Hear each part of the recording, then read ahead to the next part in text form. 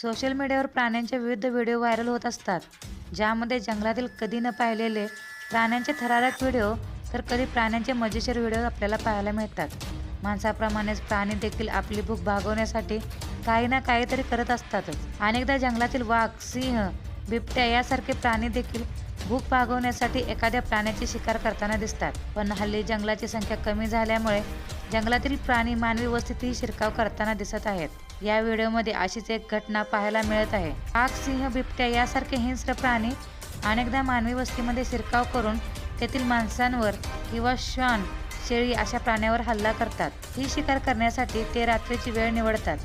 आता व्हायरल व्हिडिओमध्ये देखील असंच काहीतरी घडल्याचे पाहायला मिळत आहे. व्हिडिओमध्ये तुम्ही पाहू शकता की रात्रीच्या वेळी एका घराच्या अंगणात बिबट्या आला असून यावेळी तो कोणतीही शिकार न करता चक्क जमिनीवर लोळताना दिसतोय.